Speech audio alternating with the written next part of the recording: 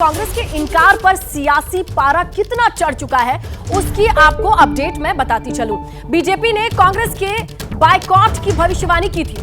BJP ने कांग्रेस को सनातन विरोधी करार दिया।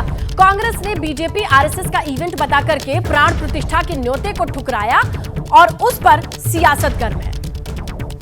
का आस्था से कोई लेना देना नहीं है, ना ही श्री राम से कोई लेना देना है। इनका केवल राजनीतिक एजेंडा है। जब जब अच्छा काम होता है कांग्रेस बायकॉट करती है। देश की जनता भी एक अच्छा काम करेगी, कांग्रेस का बायकॉट अगले चुनाव में करेगी। आस्था का विषय है, कोई कभी भी जा सकता है। मुझे कब तिरुपति जाना है, कब वैष्णो देवी जाना है, कब अयोध्या जाना है, मेरे मन की बात है। जब मेरा मन करेगा मैं जाऊंगा। लेकिन इस प्रकार का जो पॉलिटिसाइजेशन हो रहा है उसको कांग्रेस पार्टी ने गलत माना है। किसी भी धार्मिक कार्यक्रम में किसी को भी जाने की कोई रोक नहीं है भाई, निजी आस्था का विषय है।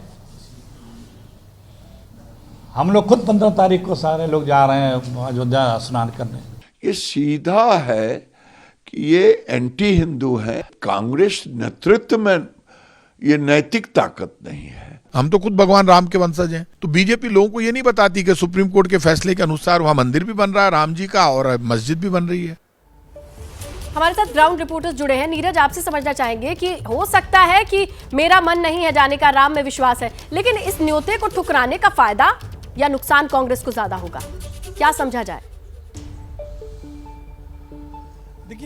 देखिए हमारा जो देश है वो धर्म प्रधान देश है। धर्मों से सेंटिमेंट से ही देश चलता है और धर्म को आप इस परिदृश्य से अलग नहीं कर सकते। ऐसे में जब राम मंदिर बन रहा है और कांग्रेस ने इस तरह के सेंटिमेंट को उछाला है तो निश्चित रूप में कांग्रेस को इसका भारतीय आने वाले समय में नुकसान उठाना पड़ सकता है। लेकिन कांग्रेस ने जब ये फैसला किया है और इस तरह का निर्णय लिया है, चूंकि वो भी एक बड़ी पॉलिटिकल पार्टी है, लंबे समय तक सत्ता में रही है, तो उसने कुछ सोच समझ के ही ये निर्णय लिया होगा। वक्त 2 मिनट का है, इसीलिए बहुत जल्दी मैं समझना चाहूंगी।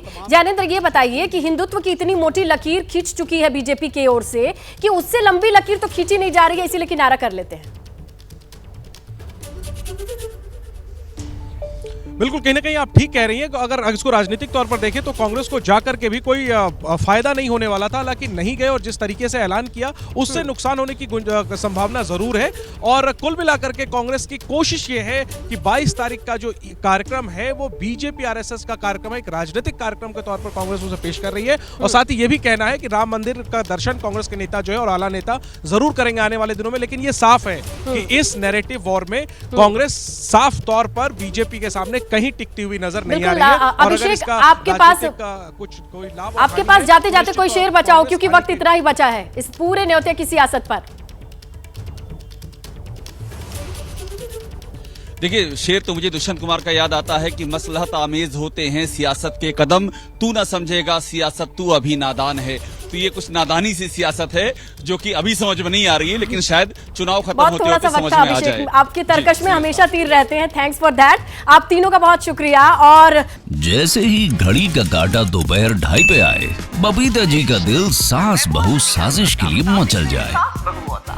और ये है इनकी बहू, पूरे दिन ऑफिस की टेंशन हो जाए गॉन जब ये करें अपना फेवरेट शो फ्री टाइम पे ऑन। इनकी तरह आप भी देखिए अपना फेवरेट शो अपने टाइम पर और डाउनलोड कीजिए एबीपी लाइव ऐप अपने स्मार्ट टीवी पर।